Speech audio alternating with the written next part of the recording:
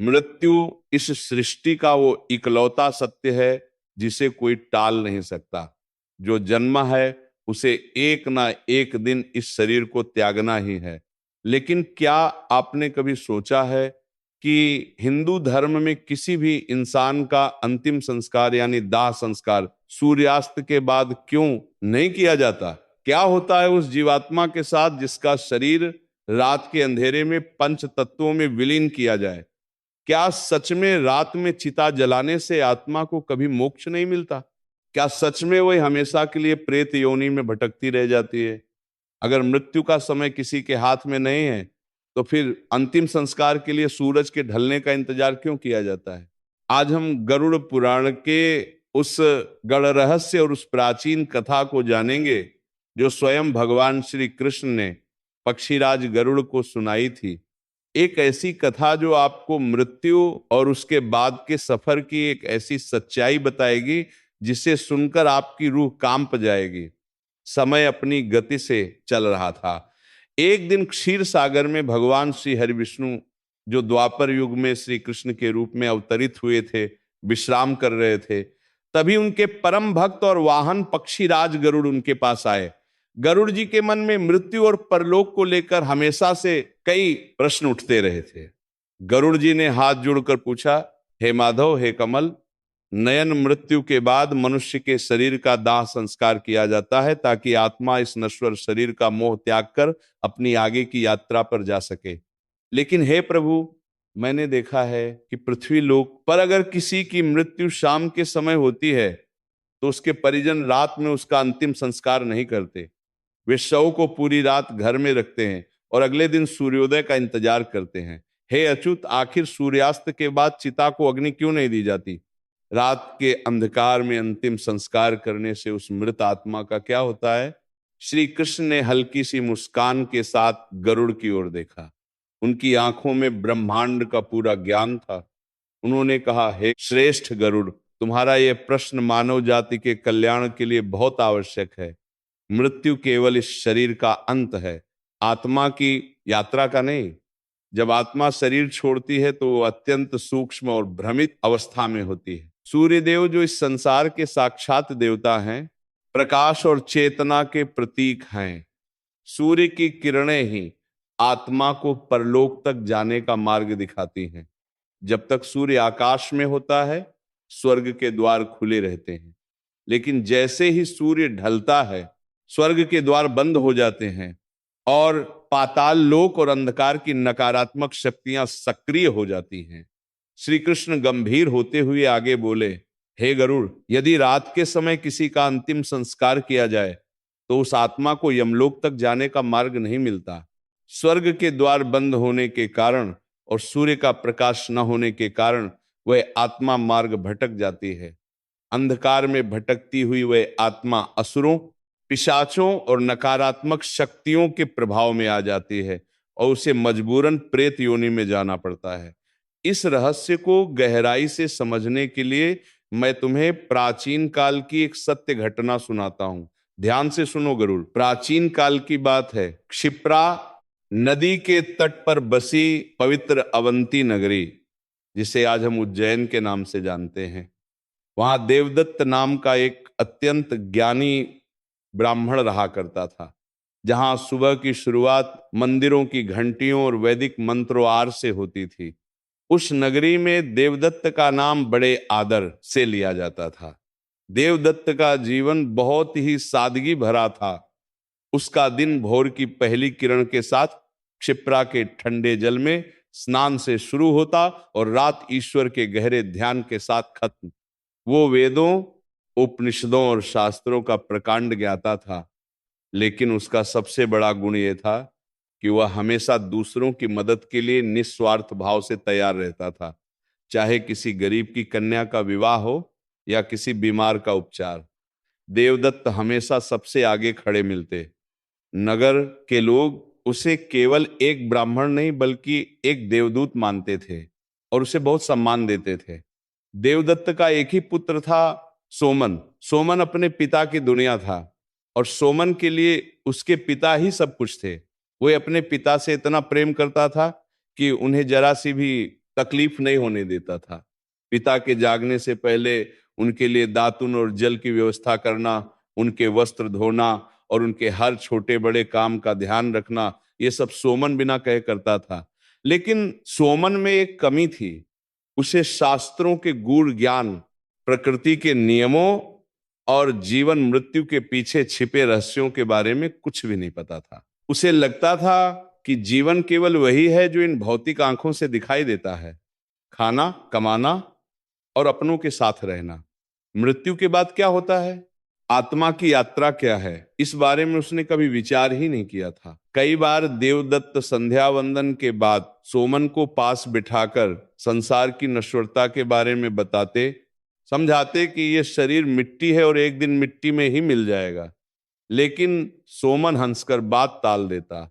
वो कहता, पिताजी आप हैं तो मेरा संसार है, मुझे इन गढ़ बातों से क्या लेना देना। समय अपनी निर्दयी गति से आगे बढ़ता गया, तुएं आई और गई। देवदत्त का शरीर अब समय की मार से वृद्ध हो चुका था, उसकी हड्डियां कमजोर हो गई थी, चेहरे पर झुर्रियों ने डेरा डाल लिया था और उस ज्ञानी ब्राह्मण को भी अब अपने तपोबल से यह आभास होने लगा कि उसके शरीर त्यागने का समय निकट आ गया है। एक दिन अचानक देवदत्त की तबीयत बहुत बिगड़ गई।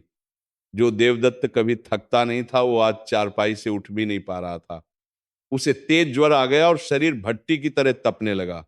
सोमन यह देखकर बुरी तरह घबरा गया। उसकी आंखों के सामने जैसे अंधेरा छा गया। उसने दौड़ धूप कर पूरे नगर के सबसे अच्छे वैद्यों को बुलवाया। वैद्यों ने नाड़ी देखी, उनके माथे पर चिंता की लकीरें उभरी, तरह तरह की दुर्लभ जड़ी बूटियों का लेप लगाया गया, कड़वी से कड़वी दवाइयां दी गई। सोमन ने रात दिन एक कर दिया, न वह सोया न उसने अन्न का दाना मुंह में डाला। लेकिन विधि के विधान को कौन टाल सकता था। मृत्यु का समय तो विधाता के वही खाते में पहले से ही तय होता है। दवाइयों ने असर करना बंद कर दिया था।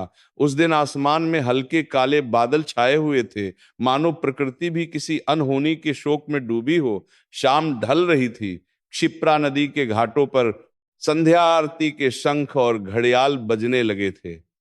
सूरज धीरे धीरे लालिमा ओढ़े क्षितिज के नीचे जा रहा था और उसी के साथ देवदत्त की सांसें भी उखड़ने लगी थी। उनकी छाती तेजी से ऊपर नीचे हो रही थी। सोमन रोते हुए कांपते हाथों से अपने पिता का सिर अपनी गोद में रखे हुए था।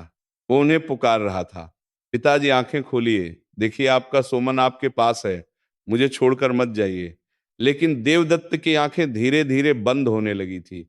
उनके चेहरे पर कोई दर्द नहीं था, बल्कि एक अजीब सी शांति थी, मोक्ष की शांति। और फिर जैसे ही सूर्य ने अपनी अंतिम किरण समेटी और अंधकार ने अपना आंचल फैलाया, ठीक उसी क्षण देवदत्त के प्राण पखेरु उड़ गए। एक ज्ञानी और पवित्र आत्मा ने शरीर का त्याग कर दिया। पूरे घर में अचानक एक खौफनाक सन्नाटा छा गया और अगले ही पल कोहराम मच गया। सोमन की दिल दहला देने वाली चीखें घर की दीवारों को चीरने लगी। वो अपने पिता के सीने से लिपटकर पागलों की तरह रो रहा था। उसका वो संसार जो केवल उसके पिता तक सीमित था, आज हमेशा के लिए उजड़ चुका था। आसपास के लोग, रिश्तेदार और नगर के ज्ञानी पंडित खबर सुनते ही अपने सारे काम छोड़कर तुरंत देवदत्त के घर की ओर दौड़ पड़े। हर किसी की आंख नम थी, लेकिन जब तक सब वहां इकट्ठा हुए तब तक बाहर घुप अंधेरा छा चुका था। रात अपनी गहरी स्याही बिखेर चुकी थी। नगर के सबसे बुजुर्ग और ज्ञानी पंडित ने देवदत्त के मृत शरीर को देखा। उन्होंने एक गहरी सांस ली और सोमन के कंधे पर हाथ रखा। उन्होंने भारी आवाज में कहा, पुत्र सोमन, स्वयं को संभालो।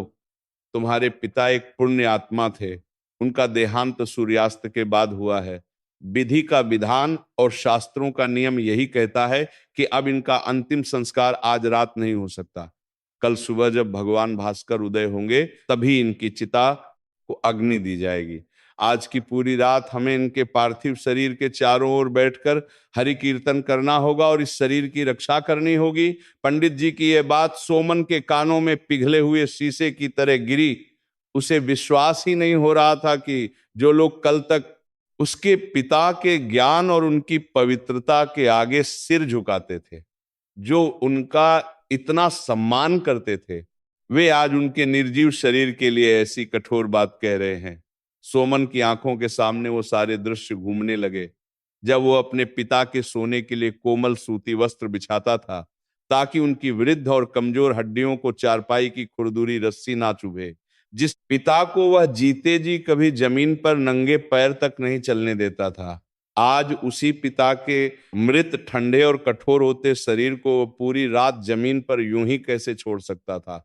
सोमन का मोह, उसका अगाध प्रेम और उसका दुख अब एक ऐसे हठ में बदलने लगा था जो किसी भी तर्क को सुनने के लिए तैयार नहीं था।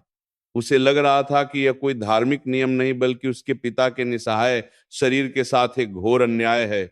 उसके अंदर का अज्ञान, जिसने कभी जीवन मृत्यु के रहस्यों को समझने की कोशिश ही नहीं की थी, आज पूरी तरह से उस पर हावी हो चुका था। वो पंडित जी की ओर मुड़ा। उसकी आंखें रो रो कर लाल अंगारे जैसी हो गई थी और उसकी आवाज में एक अजीब सा आक्रोश था। वो रोते हुए बोला, नहीं, ये कैसे संभव है? मैं अपने पिता को इस अवस्था में रात भर इस ठंडी और कठोर जमीन पर नहीं छोड़ सकता। उनका शरीर पहले ही ज्वर से इतना टूट चुका है, वह कष्ट में है। आप लोग ये कैसी बातें कर रहे हैं? जब मृत्यु आने का कोई निश्चित समय नहीं होता, मौत किसी भी पल आ सकती है, तो फिर अंतिम संस्कार के लिए सूरज के निकलने का इंतजार क्यों? मेरे पिता ने अपना पूरा जीवन दूसरों की भलाई में लगा दिया। क्या ईश्वर ऐसे पुण्यात्मा के लिए अपने नियम नहीं बदल सकता? मैं अभी इसी रात इसी पल उनका अंतिम संस्कार करूंगा ताकि उनकी आत्मा को इस मृत शरीर के बंधन से तुरंत शांति मिल सके। वहां मौजूद सभी पंडितों और बुजुर्गों ने एक दूसरे की ओर निराशा भरी नजरों से देखा। उन्होंने सोमन को शांत करने की कोशिश की, उसे बहुत समझाया। मुख्य पंडित जी ने आगे आकर सोमन के सिर पर हाथ फेरते हुए कहा, पुत्र, हम तुम्हारा दुख समझते हैं, लेकिन भावनाओं के इस तूफान में बहकर प्रकृति, ब्रह्मांड और धर्म के उन अटल नियमों को मत तोलो जो सदियों से तय है। मृत्यु केवल इस 5 भौतिक शरीर का अंत है। यह एक वस्त्र के त्यागने जैसा है, लेकिन आत्मा का अंत नहीं होता। शरीर से निकलने के बाद आत्मा की यात्रा बहुत लंबी, सूक्ष्म और अत्यंत कठिन होती है। इसे इस तरह समझो, सोमन जैसे कोई अनजान और निहत्था यात्री किसी घने, भयानक और अनजान जंगल में खो जाए, जब तक आसमान में सूर्य का प्रकाश रहता है, उसे पेड़ पौधे, रास्ते और पगडंडियां साफ दिखाई देती हैं। उसे पता होता है कि उसे किस दिशा में जाना है और वो अपनी सुरक्षित मंजिल की ओर बढ़ सकता है। लेकिन जैसे ही सूरज ढलता है, दिन की रोशनी खत्म होती है और रात का डरावना अंधकार छाता है, वह यात्री तुरंत रास्ता भटक जाता है। वह हर कदम पर ठोकर खाता है और अंधेरे में घात लगाए बैठे जंगली जानवरों या लुटेरों का शिकार बन जाता है। पंडित जी ने अपनी बात को और गहराई से समझाते हुए कहा, सोमन, भगवान सूर्य केवल उजाला देने वाले प्रकाश के स्रोत मात्र नहीं है, वे साक्षात चेतना हैं। वे परब्रह्म के नेत्र हैं और इस ब्रह्मांड में आत्मा के सबसे बड़े मार्गदर्शक हैं। मृत्यु के बाद सूर्य की किरणें ही उस सूक्ष्म आत्मा को एक सुनहरे धागे की तरह पकड़कर परलोक तक जाने का सही रास्ता दिखाती हैं। जब तक सूर्य आकाश में अपने रथ पर विराजमान होता है, स्वर्ग के और परलोक के द्वार सभी आत्माओं के लिए खुले रहते हैं। जैसे दिन ढलने पर एक राजा अपने महल के मुख्य द्वार बाहरी खतरों और सुरक्षा के लिए बंद कर देता है, ठीक वैसे ही सूर्यास्त के बाद स्वर्ग के द्वार भी बंद हो जाते हैं। और तब जब सूर्य का सात्विक प्रकाश नहीं होता, तब मृत्यु लोक और पाताल लोक के बीच की नकारात्मक, तामसिक और आसुरी शक्तियां अपनी पूरी ताकत के साथ बहुत बलवान हो जाती हैं। वे रात के अंधेरे में ही अपना साम्राज्य फैलाती हैं। पंडितों ने सोमन को अंतिम और सबसे कठोर चेतावनी देते हुए कहा, अगर तुमने रात के समय इस अभेद्य अंधकार में चिता जलाई, तो स्वर्ग के द्वार बंद होने और दिशा का ज्ञान ना होने के कारण तुम्हारे पिता की आत्मा अनंत शून्यता में रास्ता भटक जाएगी। अंधकार में भटकती हुई उस अकेली और असहाय आत्मा को शशान में रात के समय विचरण करने वाली बुरी शक्तियां, पिशाच और दानव जकड़ लेंगे और तुम्हारे पिता, जो इतने महान ज्ञानी और पुण्यात्मा थे, उन्हें शांति मिलने के बजाय हमेशा हमेशा के लिए एक अत्यंत कष्टदायी प्रेत योनि में भटकना पड़ेगा। इसलिए हठ मत करो सोमन, अपने पिता के भले के लिए सुबह होने की प्रतीक्षा करो। लेकिन सोमन मोह और अज्ञानता में पूरी तरह अंधा हो चुका था। उसे ज्ञान की बातें अब कोरी बकवास लग रही थी। उसे केवल अपना दुख, अपनी जिद और अपने पिता के ठंडे पड़ते शरीर का मोह दिखाई दे रहा था। उसने किसी की एक नहीं सुनी।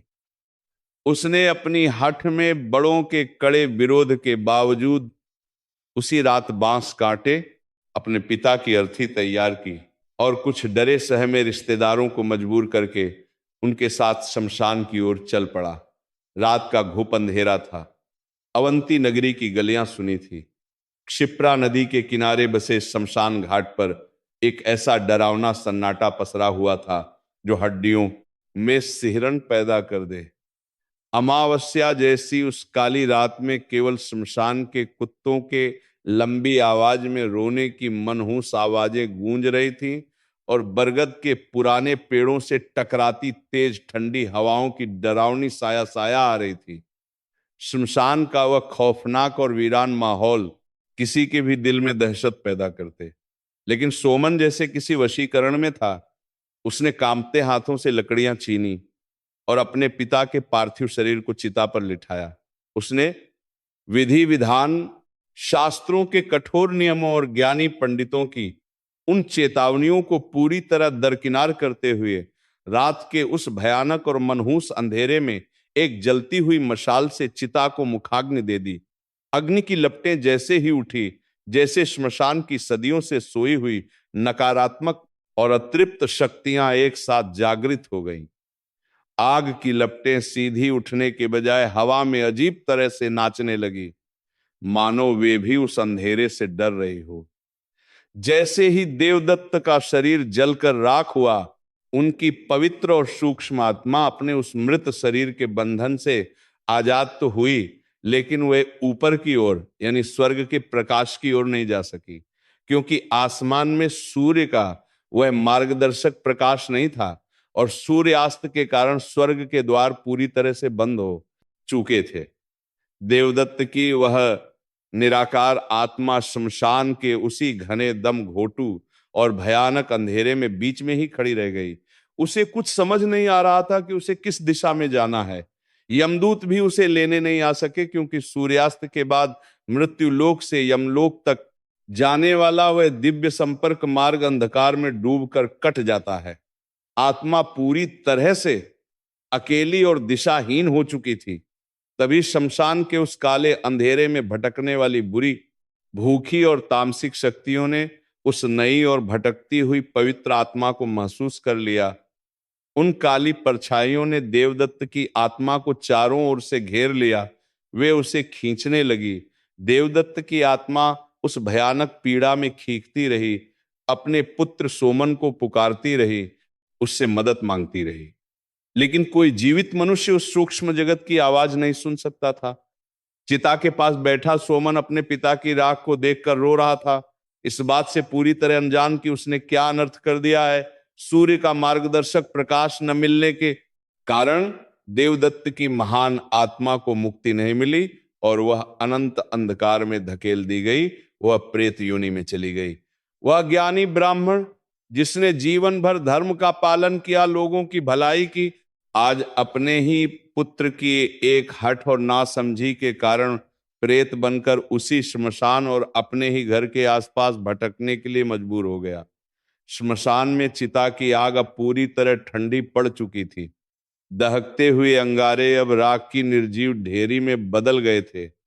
देवदत्त का नश्वर शरीर उसी राख में विलीन हो चुका था, लेकिन उनकी आत्मा अब उस असीम और भयावह अंधकार का हिस्सा बन गई थी जिसे प्रेत योनि कहते हैं।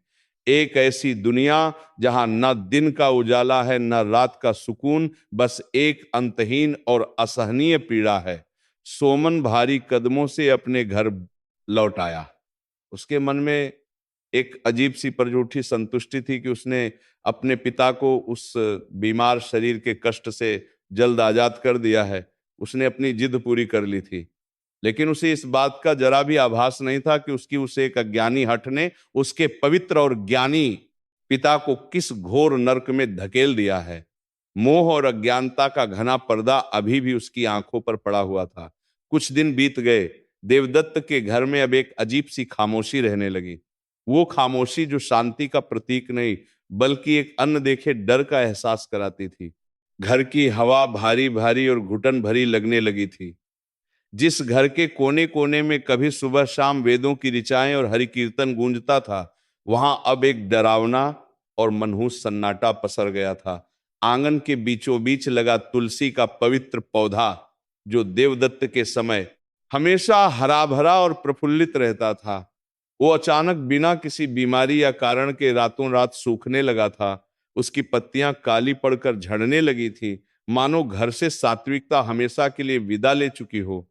गौशाला में बंधी गाय भी अब रात रात भर रंभाती और बेचैन रहती थी, जैसे वो कुछ ऐसा देख रही हो जो सोमन की आंखों से ओझल था। रातों को सोमन की नींद अचानक बिना किसी आहट के खुल जाती। उसे अक्सर ऐसा महसूस होता जैसे कमरे के उसी घने अंधेरे कोने में खड़े होकर कोई उसे एकटक घूर रहा है। उसकी रीढ़ की हड्डी में सिहरन दौड़ जाती। बंद दरवाजों और खिड़कियों के बावजूद घर के किसी कोने से बर्फ जैसी ठंडी हवा का झोंका आता, जो उसके पूरे शरीर को सुन्न कर देता। और कभी कभी रात के उस भयानक सन्नाटे को चीरते हुए उसे अपने पिता के खांसने की वही पुरानी परिचित आवाज बिल्कुल स्पष्ट सुनाई देती, वही आवाज, वही तरीका। लेकिन अब उसमें एक डरावनी और दर्दनाक गूंज होती थी। शुरुआत में सोमन ने इसे अपना भ्रम माना। उसने अपने कांपते दिल को यह कहकर तसल्ली दी कि ये पिता की याद और शोक में डूबे उसके अपने थके हुए दिमाग की उपज है। लेकिन फिर चीजें और भी भयानक और स्पष्ट होने लगी। एक रात सोमन अत्यंत मानसिक थकावट के कारण गहरी नींद में था। तभी उसे एक खौफनाक सपना आया, जो सपने से ज्यादा एक डरावना सच महसूस हो रहा था। उसने देखा कि उसका पिता देवदत्त एक ऐसे घोर और अनंत अंधकार में फंसा हुआ है जहां प्रकाश की एक किरण तक नहीं पहुंच पा रही। देवदत्त का वो शांत और तेजवान चेहरा अब भयानक दर्द, भूख और यातना से विकृत हो चुका है। उनके बाल बिखरे हुए हैं और वे भटकी हुई डरावनी और विभत्स आत्माओं की एक विशाल भीड़ के बीच असहाय खड़े हैं। देवदत्त बुरी तरह रो रहे थे। उनके आंसू रुकने का नाम नहीं ले रहे थे। उन्होंने अपनी लाल और धंसी हुई आंखों से सोमन की ओर देखते हुए एक ऐसी दर्द भरी आवाज में पुकारा जो सीधे सोमन की रूह को चीर गई। पुत्र सोमन, तुमने ये क्या किया? तुमने मेरे पार्थिव शरीर को रात के उस अपवित्र अंधकार में अग्नि क्यों दी? तुमने अपनी झूठी ममता में मुझे स्वर्ग जाने से रोक दिया। देखो मेरी ये दुर्दशा। मैं इस अंधकार से, इस भूल भुलैया से बाहर नहीं निकल पा रहा हूं। मुझे भयंकर भूख लगती है, लेकिन मैं इस योनि में कुछ खा नहीं सकता। मेरे कंठ प्यास से जल रहे हैं, लेकिन मैं एक बूंद पानी पी नहीं सकता। मुझे मुक्ति नहीं मिली है। सोमन, मैं प्रेत बन गया हूं। ये आसुरी शक्तियां मुझे खींच रही हैं। मुझे बचा लो पुत्र, मुझे इस नरक से आजाद करो। पिताजी सोमन एक भयानक चीख मारकर अपने बिस्तर से उठ बैठा। उसका पूरा शरीर ठंडे पसीने से लथपथ था। उसकी सांसें धोंकनी की तरह तेज चल रही थी। आंखें फटी की फटी रह गई। उसे स्पष्ट रूप से महसूस हुआ कि उसके कमरे का तापमान अचानक बहुत गिर गया है। हड्डियां कंपा देने वाली ठंडक वहां फैल गई है और कमरे में ठीक उसी समय कोई अदृश्य शक्ति मौजूद है जो अत्यंत कष्ट और पीड़ा में तड़प रही है। उस रात के बाद सोमन की रातों की नींद पूरी तरह उड़ गई। उसकी आंखों के नीचे गहरे काले घेरे पड़ गए। रातों का डर और पिता की उस दुर्दशा के विचार से उसका स्वास्थ्य दिन ब दिन गिरने लगा। घर की बची खुची शांति भी पूरी तरह नष्ट हो गई। अब उसके अज्ञान का पर्दा पूरी तरह फट चुका था। उसे समझ में आने लगा था कि पंडित जी की वह बातें कोई अंधविश्वास या ढोंग नहीं बल्कि एक अटल और कठोर सत्य थी। उसे अपनी उस भयानक गलती और हट का गहरा एहसास हुआ, जिसकी इतनी बड़ी और खौफनाक कीमत उसके निर्दोष पिता चुका रहे थे।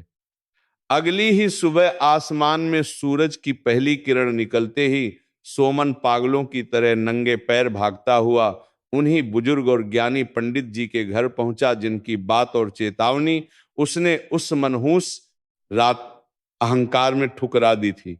सोमन बिना कुछ सोचे समझे सीधे उनके पैरों में गिर पड़ा। वह जमीन पर सिर पटक पटक कर फूट फूट कर रो रहा था। मुझे क्षमा कर दें पंडित जी, मुझे बचा लें।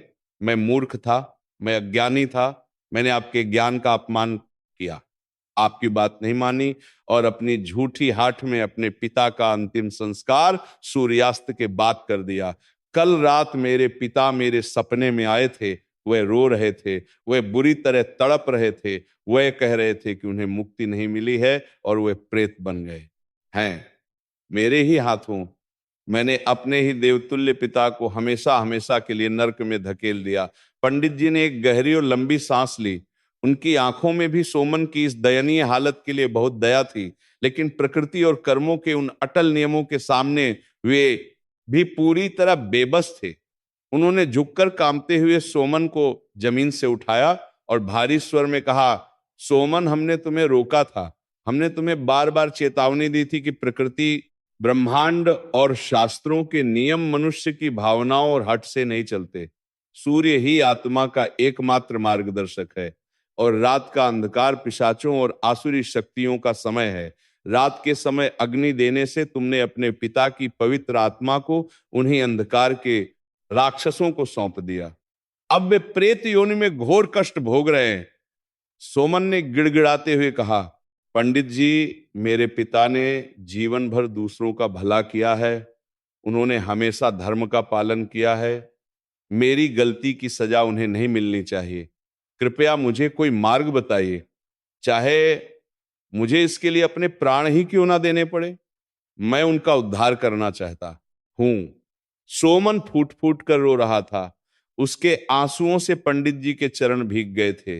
वो एक ऐसा पुत्र था जो अपने अज्ञान के कारण अपने ही भगवान समान पिता का कातिल बन बैठा था। पंडित जी ने शांत होकर गहरी करुणा के साथ कहा, पुत्र, सनातन धर्म में हर भूल, हर पाप का प्रायश्चित मौजूद है। तुम्हारे पिता वास्तव में एक महान पुण्य आत्मा थे। उन्होंने जीवन भर जो सत्कर्म किए हैं उसी का फल है कि उनके उद्धार का मार्ग अभी पूरी तरह बंद नहीं हुआ है। लेकिन अब तुम्हें अपने पिता की आत्मा को उस भयानक प्रेत योनि के दलदल से बाहर निकालने के लिए नारायण बलि का अत्यंत कठोर और असाधारण अनुष्ठान करना होगा। तुम्हें तुरंत बिना एक क्षण गवाए एक पवित्र तीर्थ स्थान पर जाना होगा। वहां जाकर तुम्हें कठोर तपस्या करनी होगी और साक्षात भगवान श्री हरि विष्णु से अपने पिता की मुक्ति की भिक्षा मांगनी होगी। इसके अलावा अब इस पूरे ब्रह्मांड में कोई और मार्ग नहीं बचा है। नारायण बलि का नाम सुनते ही सोमन के मृतप्राय शरीर के भीतर जैसे एक नई उम्मीद की किरण जाग उठी।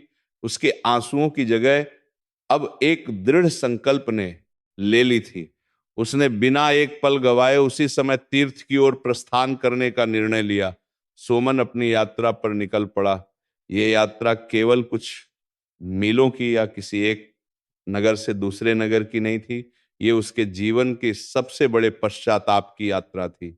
उसने अपने पैरों से खड़ा उतार फेंके, नंगे पैर, बिना कुछ खाए पिए वो तपती धूप, कंटीले जंगलों और उफनती नदियों को पार करता हुआ आगे बढ़ता रहा।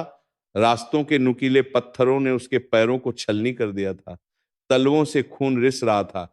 शरीर थक कर चूर हो गया था, लेकिन सोमन के कदम एक पल के लिए भी नहीं रुके। जब भी उसकी हिम्मत टूटती, उसके मन में केवल अपने पिता का वो रोता हुआ तड़पता हुआ चेहरा उभर आता और उसकी आंखों से आंसू बहने लगते। अंततः कई दिनों की कठोर और दर्दनाक यात्रा के बाद वह एक अत्यंत पवित्र तीर्थ स्थल गया पर पहुंचा।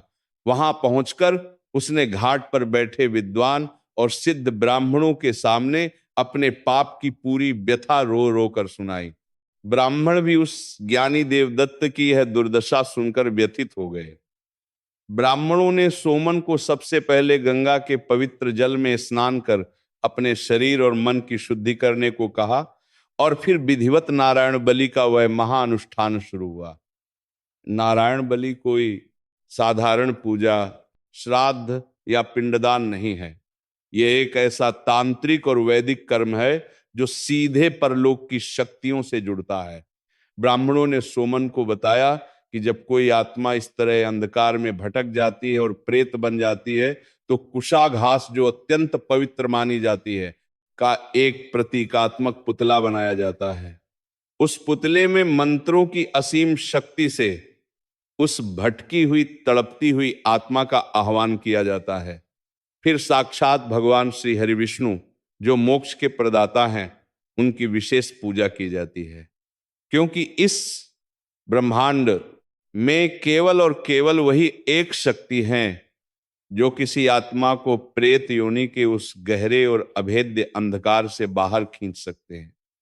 यमराज भी जिनके आदेश से चलते हैं, उन श्री हरि की शरण में जाना ही अंतिम विकल्प था। घाट पर 3 दिनों और 3 रातों तक यह कठोर अनुष्ठान निरंतर चला। सोमन ने अन्न का एक दाना तो क्या, जल की एक बूंद तक अपने कंठ से नीचे नहीं उतारी। वह धूप में तपता रहा, रात की ठंड में ठिठुरता रहा, लेकिन उसकी आंखें और हाथ आसमान की ओर ही उठे रहे। वह हर पल, हर सांस के साथ रो रो कर भगवान विष्णु से अपने पिता की मुक्ति की भीख मांगता रहा। और फिर आया तीसरा दिन, जब अनुष्ठान अपने चरम पर था। अंतिम आहुति दी जा रही थी। वेद मंत्रों की गूंज से पूरा घाट कांप रहा था। सोमन ने अपनी पूरी आत्मा की पुकार को इकट्ठा किया और अपना सिर जमीन पर टेक कर गगन भेदी स्वर में भगवान श्री हरि को पुकारा। और तभी एक अद्भुत चमत्कार हुआ। अचानक वहां का पूरा माहौल पूरी तरह बदल गया। हवा का रुख बदल गया। जो भारीपन और नकारात्मकता सोमन पिछले कई दिनों से अपने कंधों पर महसूस कर रहा था, वह एकदम से किसी धुएं की तरह गायब हो गया। घाट की हवा में अष्टगंध, चंदन और पारिजात के फूलों की एक अजीब सी दिव्य सुगंध फैल गई। नदी की लहरें एकदम शांत हो गई और सोमन के मन में एक ऐसी असीम शांति छा गई जो उसने अपने जीवन में पहले कभी महसूस नहीं की थी। ठीक उसी क्षण सोमन को आभास हुआ कि उसके ठीक सामने कोई खड़ा है। उसने धीरे से अपनी आंखें खोली। उसके पिता देवदत्त उसके सामने खड़े थे, लेकिन इस बार उनके चेहरे पर कोई दर्द, कोई भूख या प्रेत योनि की कोई यातना नहीं थी। उन्होंने सफेद और अत्यंत चमकदार दिव्य वस्त्र धारण किए हुए थे और उनके चेहरे पर करोड़ों सूर्यों के समान एक असीम अलौकिक शांति थी। देवदत्त की आंखों में अपने पुत्र के लिए अथाह प्रेम था। उन्होंने मुस्कुराते हुए अपना पारदर्शी और प्रकाशमय हाथ सोमन के सिर पर रखा, उसे अपनी मूक भाषा में आशीर्वाद दिया कि पुत्र, तुमने मुझे मुक्त कर दिया। और फिर देखते ही देखते प्रकाश की एक अत्यंत तेज किरण के साथ वे ऊपर आसमान की ओर लुप्त हो गए।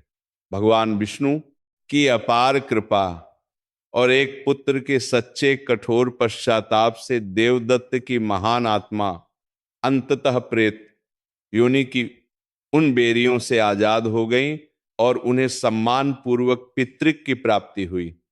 कथा समाप्त कर जगत गुरु श्री कृष्ण ने अपने परम भक्त गरुड़ की ओर देखा। गरुड़, जो अब तक मंत्र मुग्ध होकर ये रहस्यमयी कथा सुन रहे थे, उनकी आंखों से आंसू बह रहे थे। वे भाव विभोर हो चुके थे। श्री कृष्ण ने अपनी गंभीर, मधुर और ज्ञानवर्धक आवाज में कहा, देखा तुमने गरुड़, यह सृष्टि कितनी सूक्ष्म और नियमबद्ध है।